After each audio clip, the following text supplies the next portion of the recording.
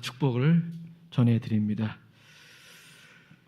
오늘 저는 본 말씀을 가지고 부활이요 생명이신 예수 그리스도라는 제목으로 말씀을 나누겠습니다. 예수님의 제자 중에 나사로라는 제자가 있었습니다. 나사로에게는 두 여동생이 있었는데 첫 번째는 마르다 그리고 두 번째는 마리아였습니다. 성경의 내용으로 볼 때 이 나사로와 그리고 마르다 마리아는 예수님의 사랑을 특별히 받았던 그런 제자들이 아니었는가 이런 생각을 합니다. 그런데 나사로가 갑자기 몸이 아프기 시작했습니다. 어떤 질병인지는 알지 못하지만 젊은 나이에 시름시름 앓게 되었습니다. 그러다가 급기야 죽게 되었습니다. 마침 그때 예수님은 그들 곁에 있지 않았습니다. 사실 예수님은 나사로가 하나님의 부르심을 받을 것이라는 것을 예감하신 것 같습니다.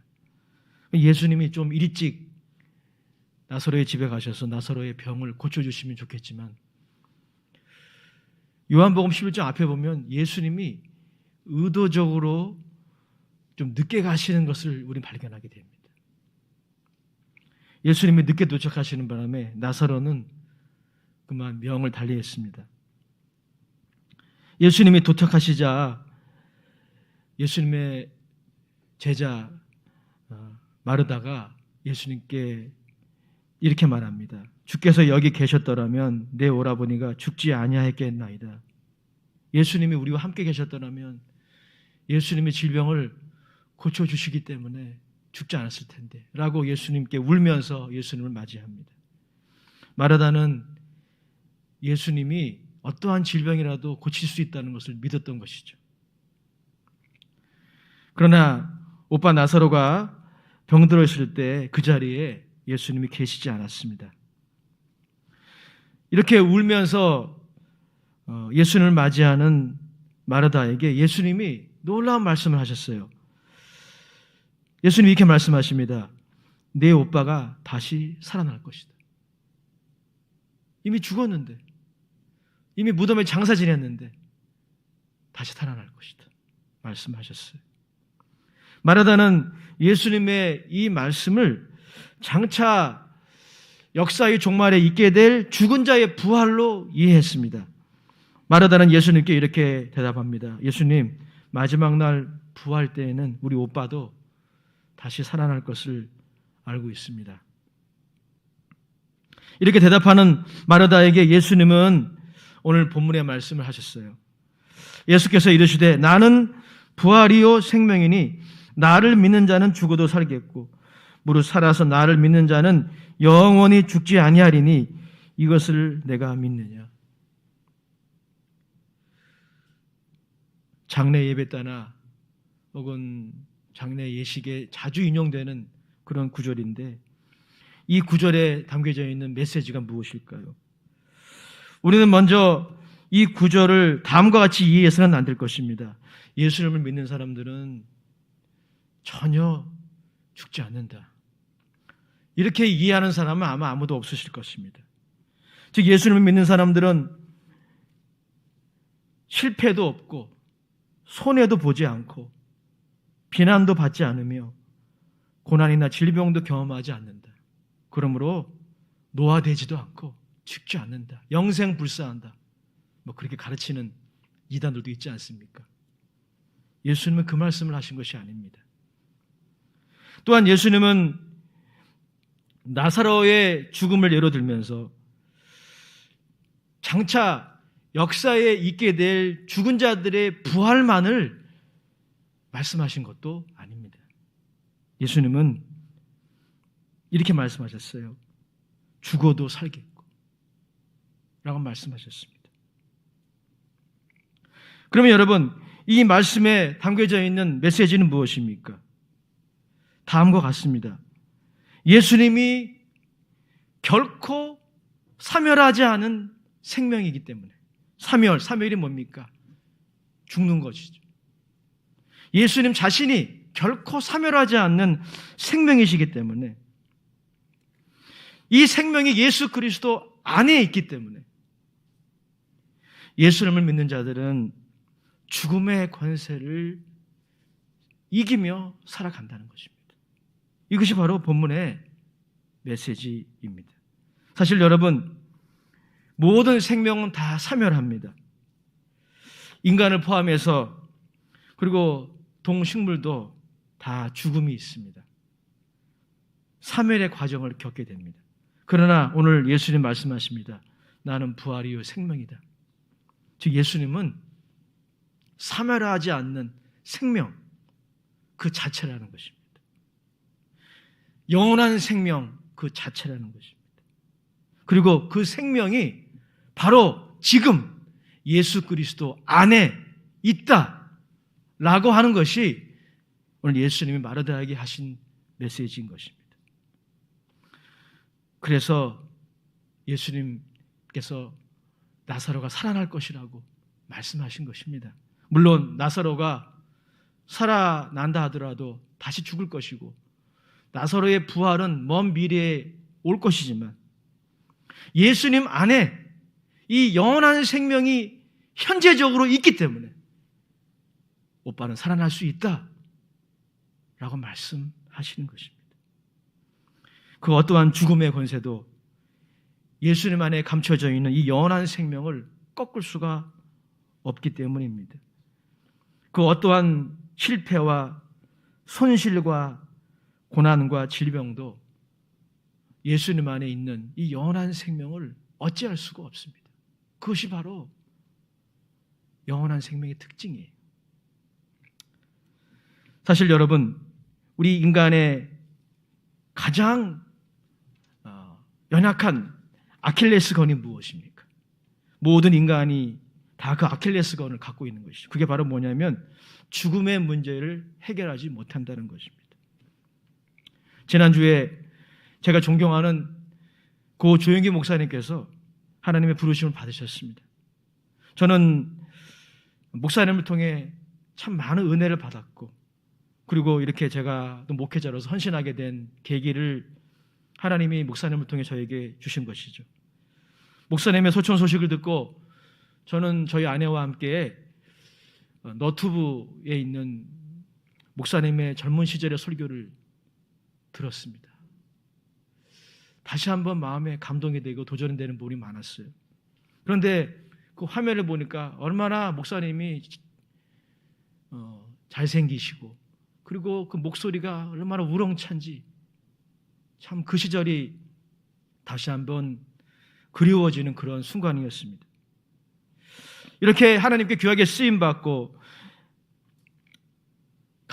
세계에서 가장 큰 교회를 세운 그런 역사를 감당한 그런 목사님도 하나님의 부르심을 받을 수밖에 없는 것이죠. 이처럼 여러분, 이 죽음이라고 하는 것은 우리의 삶을 결국 굴복시키는 힘입니다.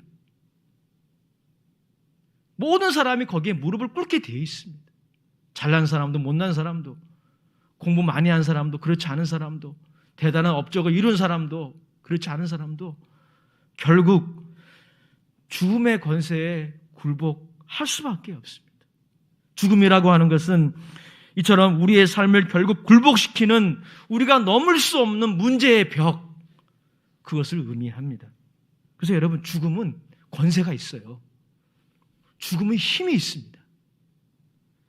죽음은 그 힘과 권세로 우리를 지배합니다. 그런데 오늘날로 표현하면 민주적으로 이렇게 국민들의 지지와 또 국민들의 어떤 자발적인 후원으로 통치하는 것이 아니라 강압적으로, 폭력적으로 우리를 지배해요. 그래서 여러분, 죽음의 권세가 두려운 것입니다. 이 죽음의 권세가 어떻게 인간을 이렇게 지배하게 되었습니까? 영국의 신학자 존 스타트에 의하면 이것이 죽음의 폭정이라는 거예요. 폭정. 죽음은 강압적인 수단으로, 폭력적인 수단으로 우리를 지배합니다. 이 죽음의 권세가, 이 죽음의 지배, 이 사망의 세력이 어떻게 인간의 삶 가운데 드리워지게 되었습니까? 성경은 그 원인을 죄라고 정의하고 있어요. 로마서 5장 12절에 보면 이렇게 말씀하고 있습니다. 그러므로 한 사람으로 말미암아 죄가 세상에 들어오고 죄로 말미암아 사망이 들어왔나니 이와 같이 모든 사람이 죄를 지었으므로 사망이 모든 사람에게 이르렀느니라. 아담과 하와가 하나님을 거역했습니다. 하나님의 말씀에 불순종했습니다. 마귀의 유혹을 받아서 범죄했습니다. 그가 죄를 범함으로 말미암아 인간의 역사 가운데 이 사망이 들어온 거예요. 죽음의 세력이 인간에게 왕노릇하기 시작한 거예요. 근데 그 왕은 다윗 왕처럼 정의와 평으로 다스리는 그런 왕이 아닙니다. 흉악한 왕이에요. 독재자입니다. 폭정으로 사람들을 지배하는 왕이 바로 이 죽음입니다. 인간이 자초한 것이죠. 하나님이 분명히 말씀하셨어요. 아담에게 선악을 알게 하는 나무는 먹지 말라. 먹는 날에는 정령 죽으리라. 하나님이 미리 경고하셨어요. 그만큼 여러분 이 죽음이라고 하는 형벌이 무서운 것입니다. 그래서 하나님이 경고하신 것입니다. 그러나 마귀의 유혹을 받아 하나님의 경고의 말씀을 거절하고 인간은 불순종했습니다. 그로 말미암아 사망이 인간의 삶 가운데 왕노릇하게 되었습니다. 여러분 이러한 죽음의 폭정, 이러한 사망의 폭정 아래 사는 사람들의 특징이 있어요. 무엇인지 아십니까? 죄를 회개하지 않습니다. 이게 여러분 사망의 폭정 아래 살아가는 사람의 특징이에요. 죄는 이 사망의 세력과 긴밀히 연결되어 있어요. 그래서 여러분 사망이 쏘는 것은 죄라고 바울이 고린도전서 15장에 말씀하고 있어요. 사망이 우리를 지배하는 무기가 바로 죄라는 것입니다. 우리가 짓는 죄를 통하여 우리를 지배하는 것이죠. 그리고 여러분 이 사망의 지배를 받게 되면 이 죄의 행진을 멈춰야 되는데 멈추지 못하는 거예요. 스스로의 결단과 노력으로 돌이킬 수가 없는 겁니다. 이게 사망의 세력에 지배를 받는 사람들의 특징입니다. 그래서 여러분 온갖 종류의 안 좋은 중독들, 뭐 좋은 중독이도 없겠지만 애교로 봐줄 수 있는 중독들은 또 있잖아요. 근데 그런 거 말고 온갖 종류의 그런 중독의 현상들도 사실은 이 사망의 세력이 지배하고 있다라고 하는 증거예요. 뿐만 아닙니다. 여러분 이 사망의 세력이 우리를 폭정할 때 사용하는 무기 중에 하나가 뭐냐면 두려움입니다. 두려움. 그래서 여러분 많은 사람들이 죽음의 권세에 대한 두려움을 가지고 살아갑니다. 여러분 오늘날 이 지구상에 얼마나 많은 종교가 있습니까? 종교가 다양하지만 그 공통되는 본질이 있어요. 두려움입니다.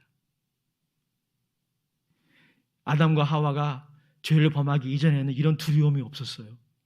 근데 그들이 범죄하고 하나님을 떠나고 에덴 동산에서 쫓겨나고 자기 소견대로 자기 욕심대로 살아갈 때 거기에 자유함이 있는 줄 알았는데 하나님의 다스림을 받지 않고 벗어나면 거기에 자유가 있는 줄 알았는데 아닌 거예요.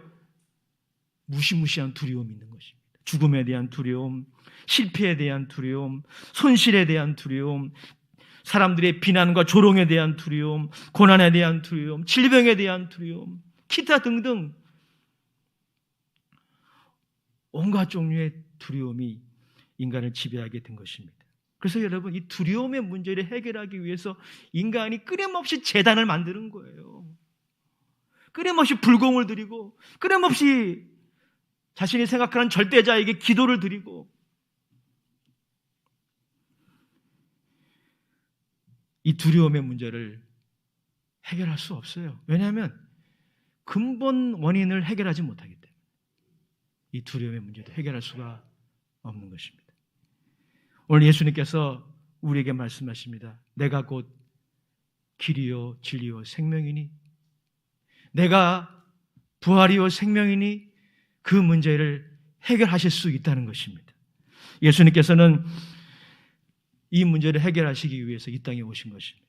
하나님께서 예수님을 이 문제를 해결하시기 위해서 이 땅에 보내신 것이죠. 여러분 이 죽음의 근본 원인이 무엇입니까? 죽음은 죄의 형벌이에요. 죄의 형벌로 하나님이 우리에게 선고하신 것입니다. 그러므로 이 죄의 문제를 해결해야 돼요. 죄의 행진을 멈춰야 됩니다. 죄의 결박에서 우리를 해방시켜야 돼요. 예수님은 이 문제를 해결하시기 위해 이 땅에 오신 것입니다. 그분은 생명 자체이십니다. 영원히 사멸하지 않는 부활이요 생명 자체이신데 그분이 죽으실 필요가 없어요.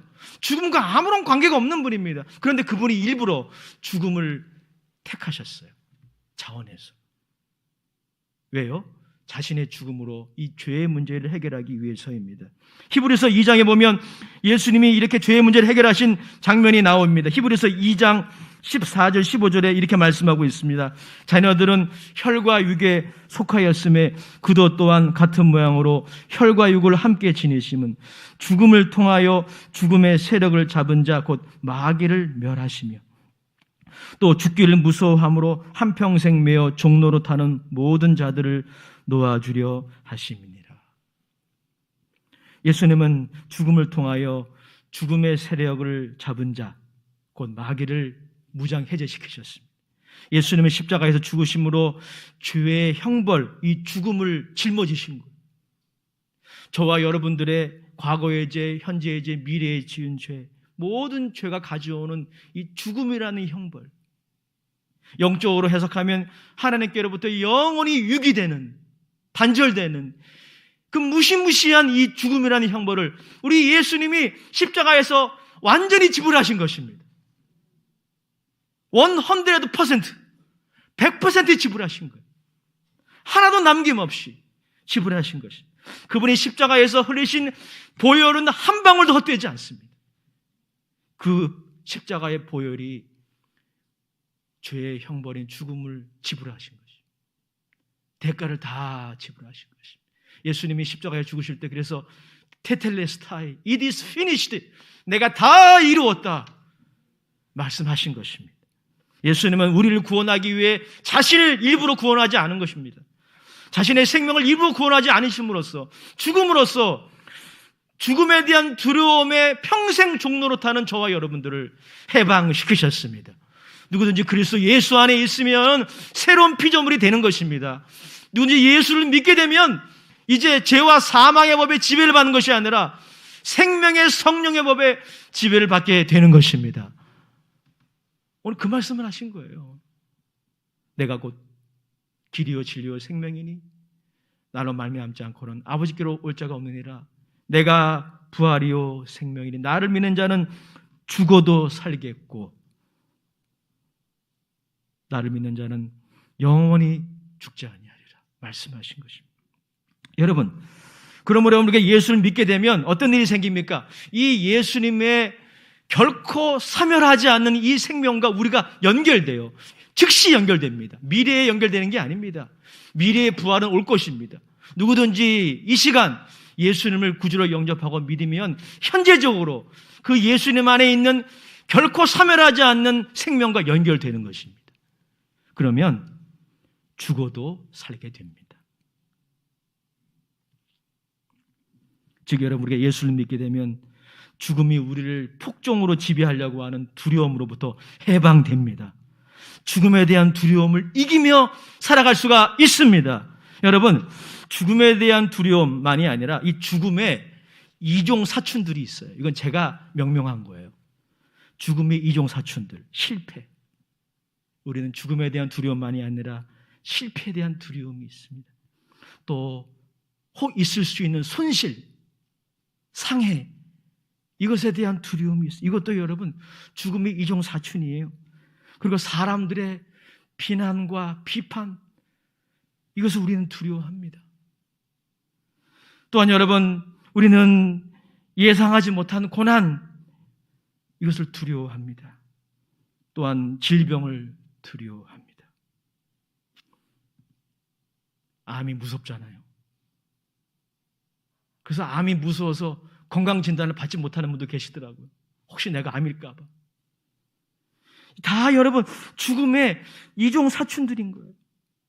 근데 여러분, 우리가 예수를 믿게 되면 죽음에 대한 두려움만이 아니라 실패에 대한, 손실에 대한, 비난에 대한, 고난에 대한, 질병에 대한 두려움도 이길 수 있는 것입니다. 죽음에 대한 두려움을 이겼으니 나머지 종류의 두려움도 이길 수 있는 것이죠. 예수님께서 우리에게 말씀하신 죽어도 살겠고의 이 문장, 여러분 마음에 오늘 성령을 통해서 남으시길 주의 이름으로 축원합니다. 나를 믿는 자는 죽어도 살게 거라고 말씀하고 있어요. 무슨 말입니까? 예수 믿는 사람 안 죽는다는 게 아닙니다.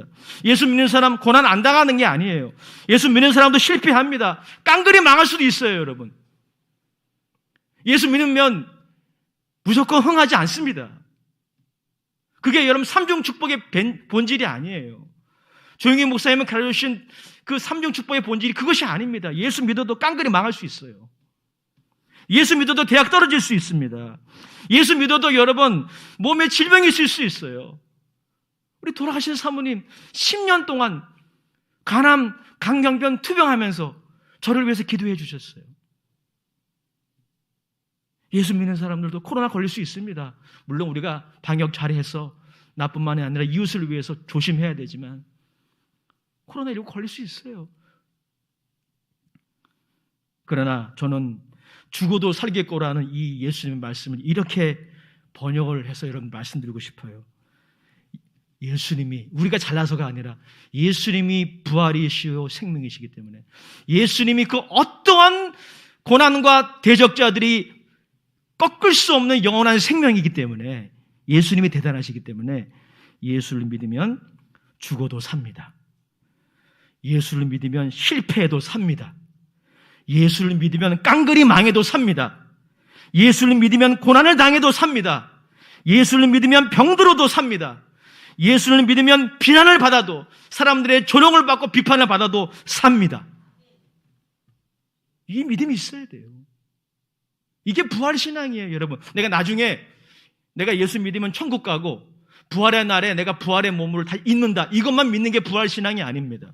예수님은 그걸 가르치신 거예요. 지금 즉시 예수를 믿으면 그 예수님 안에 있는 영원한 생명과 연결되기 때문에 이제 이 모든 종류의 것이 우리에게 주는 두려움을 이기고 살 수 있다는 것입니다. 이게 바로 복음이에요. 이게 바로 예수님이 십자가가 우리에게 주는 능력입니다. 이게 바로 보혈의 능력입니다. 실패해도 살고 비난받아도 살고 고난받아도 살고 병들어도 살고 코로나에 걸려도 삽니다. 죽어도 사니까요. 죽어도 살아요. 그런데 여러분 저의 이런 해석이 성경적입니다. 고린도 후서에 보게 되면 사도 바울도 비슷한 말씀을 우리에게 하셨어요. 고린도 후서 4장 7절 이하에 사도 바울은 좀 다른 모습으로 부활신앙을 이렇게 말씀했습니다. 7절 이하를 제가 읽어드리겠습니다. 우리가 이 보배를 질그릇에 가졌으니 이미 이는 심히 큰 능력은 하나님께 있고. 우리가 가진 보배가 뭡니까? 우린 질그릇이라는 거죠. 우리가 잘나서가 아니에요. 우리 여전히 죄인이고 연약합니다. 쉽게 교만해지고 그리고 좌우로 치우칩니다. 우린 질그릇이에요. 그런데 그 질그릇에 보배를 가진 존재가 우리들입니다. 예수 믿는 사람. 그 보배가 뭡니까? 바로 이 영원한 생명. 결코 사면하지 않는 그 어떤 것도 꺾을 수 없는 영원한 생명. 우리 예수님의 영원한 생명을 우리가 가지고 있다라고 하는 것입니다. 그렇기 때문에 오늘 8절에 보니까 제가 좀 아까 말씀드렸던 그런 취지의 내용과 동일한 그런 말씀이 나와요. 8절에 이렇게 말씀하고 있는데 우리 같이 한번 읽어보겠습니다. 시작. 우리가 사방으로 우겨싸움을 당하여도 쌓이지 아니하며 답답한 일을 당하여도 낙심하지 아니하며. 할렐루야. 여러분 예수 믿는 사람들도 사방에 우겨싸움을 당할 때가 있습니다. 빚쟁이들이 여러분을 찾아와가지고 여러분 집 앞에 딱 지칠 수도 있는 거예요. 답답한 일을 당합니다. 예수 믿는 사람들도. 그런데 여러분 보십시오. 예수 믿는 사람들은 부활이요 생명이신 예수님의 생명이 그 안에 있기 때문에 그 생명과 연결되어 있기 때문에 사방으로 우겨싸움을 당하여도 쌓이지 않고 답답한 일을 당하여도 낙심하지 아니하고. 9절도 같이 읽겠습니다. 시작. 박해를 받아도 버림받지 아니하고 거꾸로 티름을 당하여도 망하지 아니하고. 여러분 죽어도 살기 때문이에요. 죽어도 살기 때문에. 죽을 수 있어요. 망할 수도 있어요. 실패할 수도 있습니다. 사람들이 여러분을 비난할 수 있습니다. 여러분에 대해 뒷담할 수도 있어요. 병들 수도 있습니다. 여러분이 소원하는 대로 되지 않을 수도 있습니다. 여러분의 꿈이 이루어지지 않을 수도 있어요. 그러나 그 어떤 것도 여러분 안에 있는 그 보배를 꺾을 수 없습니다. 여러분들은 죽어도 삽니다. 그게 그리스도인이에요. 그게 크리스찬이에요. 담대함으로 승리하시길 주의 이름으로 축복합니다. 용기를 가지시기 바랍니다. 죽음을 두려워하지 말고, 실패를 두려워하지 말고, 있을 수 있는 손실을 두려워하지 말고, 사람들의 비난도 두려워하지 말고, 고난도 두려워하지 말고, 질병도 두려워하지 말고, 오직 하나님만을 경외하십시오. 하나님을 사랑하십시오. 부활이요 생명 되신 그분을 의지하시기 바랍니다. 그런데 여러분, 오늘 본문에 보니까 고린도후서 4장 뒷부분에 보니까 예수 믿는 사람들은 이런 것들을 두려워하지 않은 정도가 아니라 어떤 경우에 있어서는, 잘 들으시기 바랍니다, 어떤 경우에 있어서는 이런 실패와 손실과 비난과 고난과 질병을 무릅씁니다. 무엇을 위해서? 예수 그리스도를 위해서. 그게 그리스도인이에요. 여기에 여러분 부활신앙의 비밀이 있는 것입니다. 10절 11절을, 고린도후서 4장 10절 11절을 같이 읽어보겠습니다. 시작. 우리가 항상 예수의 죽음을 몸에 짊어짐은 예수의 생명이 또한 우리 몸에 나타나게 하려 함이라. 우리 살아있는 자가 항상 예수를 위하여 죽음에 넘겨짐은 예수의 생명이 또한 우리 죽을 육체에 나타나게 하려 함이라. 부활신앙을 가진 사람들은 이런 것들을, 물론 부활신앙을 가진 사람들도 어느 정도 두려워하겠죠. 죽음을 두려워하지 않는 사람이 어디 있겠습니까? 그러나 그 두려움에 종로로 타지 않을 수 있다는 거예요. 그런데 예수 믿는 사람들은 이렇게 종로로 타지 않을 뿐 아니라 어떤 경우에 있어서는 죽음을 짊어진다는 것입니다. 실패를 짊어진다는 것입니다. 손실을 짊어진다는 것입니다. 사람들의 비난을 짊어진다는 것입니다. 고난을 짊어진다는 것입니다. 질병도 감수한다는 것입니다. 어떤 경우가 뭘까요? 예수 그리스도의 이름을 위하여, 예수님을 위하여 이런 것들을 감수한다는 것입니다. 여러분, 우리는 부활신앙에 이러한 용기도 있다라고 하는 부분을 알아야 합니다. 설교를 준비하면서 제가 지난번에 한번 소개해드렸던 C.S. 루이스의 순전한 기독교라는 책, 그 책의 한 내용이 기억에 났습니다. C.S. 루이스는 그 책의 말미에서 그리스도인들에게 경고하고 있어요. 그 경고의 내용이 뭐냐면, 그리스도인들이 이 땅에 살아가는 동안에 사람들에게 호감을 주는 존재로만 머무르려고 하는 것, 이것을 경고하고 있어요.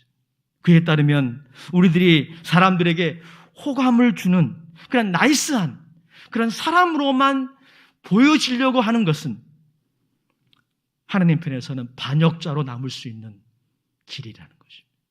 무슨 말씀입니까?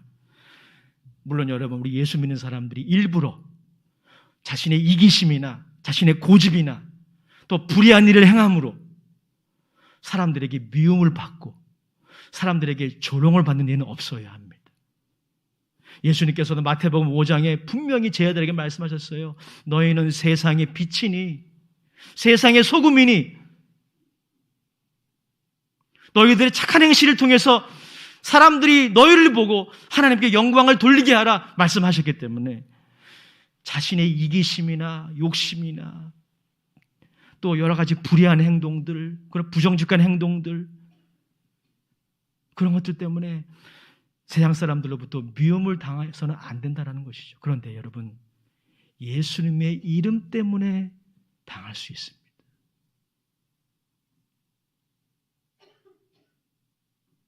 이 부분이 분명히 있어요. 예수님의 이름을 위해서, 그리고 예수님을 위해서, 그분을 믿는 믿음의 소신을 위해서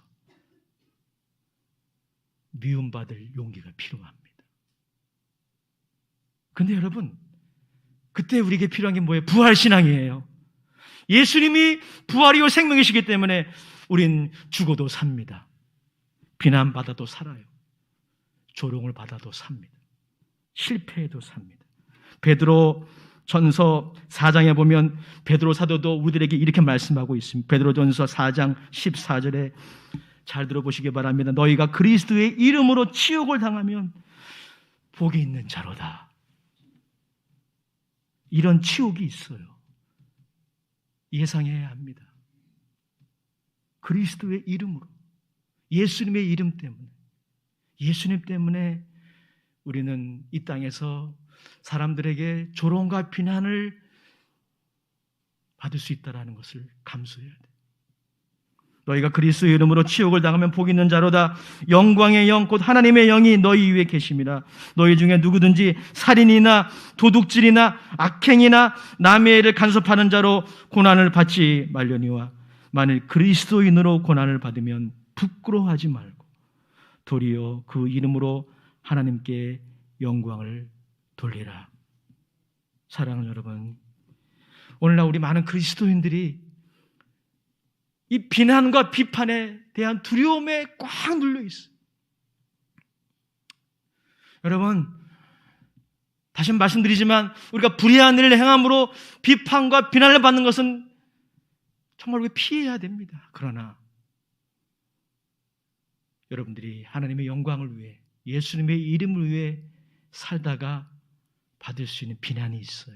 비판이 있습니다. 그것에 대한 두려움 때문에 아무것도 하지 못하는 그런 무력한 그리스도인이 되어서는 안 될 것입니다. 오늘 죽음에 대한 두려움, 실패에 대한 두려움, 손실에 대한 두려움, 비난과 고난과 질병에 대한 두려움 때문에 아무것도 하지 않은, 여러분 아무것도 하지 않으면 아무 일도 일어나지 않습니다. 이 코로나19 시대에 우리가 방역을 잘하고 방역 수칙을 지키며 살아야겠지만 코로나19라고 하는 이런 전염병에 눌려서 아무것도 하지 못하는 그런 교회, 그런 성도가 되어서는 안 됩니다.